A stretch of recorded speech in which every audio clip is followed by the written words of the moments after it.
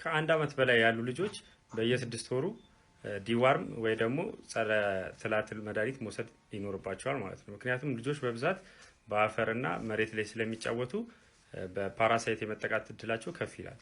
ከአንድ አመት ጀምሮ ከፍ ላሉት ህጻናት ጀምሮ በ6 ወር አንድ ጊዜ አንቲ ኤሌመንቲክ አልቤንዳዞል ወይ ደግሞ ሜቤንዳዞል ቢወስዱ የተሻለ ነው። ስለዚህ ልጆችን ዲዋርም ማድረግ አስፈላጊ ነው ማለት ነው። Akka kan ilaallu ijoollee fi darbee qoricha maagaa kennuu kan jedhudha. Daa'imman yookaan ijoolleen osoo hin dhukkubsatiin darbee qoricha maagaa kennuufii kan jedhudha. Qorichi kunis egaa albendaazol jedhama akkuma suuratti argitan kana. Ishee kana ijoolleef kennu utuma isaan dhibee fayyaa hin godhatiin. Akka dhaabbanni fayyaa addunyaa jedhutti yookaan WHO jedhutti daa'immanii fi ijoolleen biyyoota guddataa jiran kan akka biyya keenyaa keessa jiraatanii fi umuriin isaanii waggaa 2 hanga waggaa 12 gidduu jiran waggaatti si'a tokko yookaan si'a 2 garaagarummaa ji'a 6 yookaan garaagarummaa ji'a 12dhaan dawaa farra paarasaayitootaa kan albendaazol jedhamu yookaan mebendaazol jedhamu osoo kennamee gaariidha jedha. Akka kennamus ni jajjabeessa dhaabbanni fayyaa addunyaa. Kunis egaa sababa mataa isaa qaba. Sababni isaas yeroo hedduu paarasaayitoonni kanneen akka raamoo maagaa fa'aa kun biyyoodhaan daddarbu. Biyyoon daddarban soil transmitted elements jedhamu isaan kuni mallattoo cimaa agarsiisuu haa baataniyyuu malee biyyoota kanneen keessatti daa'imman parsantaa 20 ol kan wantoota kana qabanidha. Ijoolleen hedduun mallattoo hin qabanii haa ta'u malee immoo marrumaan isaanii keessa paarasaayitoonni kun jiru. Marrumaan isaanii keessa jiraachuudhaan maal godhu daa'immanitti hir'ina dhiigaa fidu. Marrumaan madeessuun akka nyaanni qaamatti hin fudhatamne akka absorb hin taane taasisu akkasumas darbee dhibeen yeroo itti marrumaan illee cufan jiru. Akkasumas immoo fedhii nyaataa daa'imaa hir'isu fayyaaf guddina daa'imaa irratti dhiibbaa fiduu danda'u.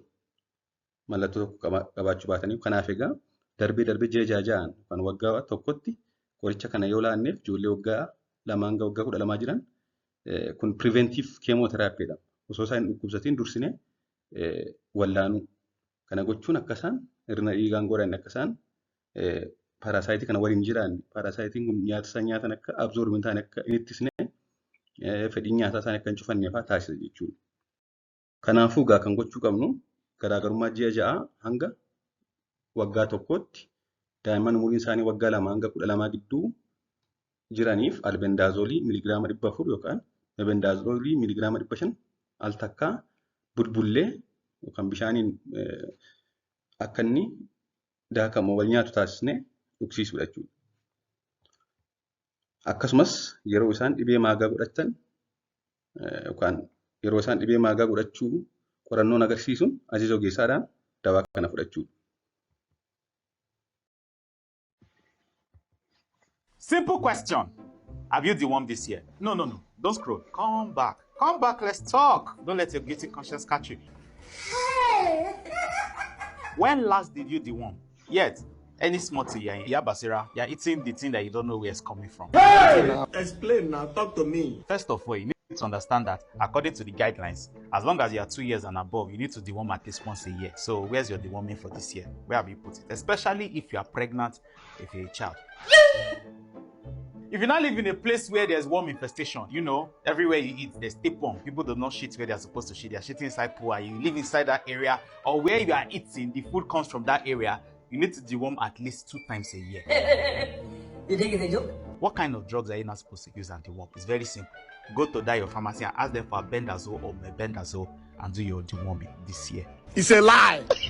Okay. Or else, what will happen? If the worm stays too long in your blood, it can either go inside your muscle or travel all the way to your brain and then cause problems that you don't know where they're coming from, that you think is village people.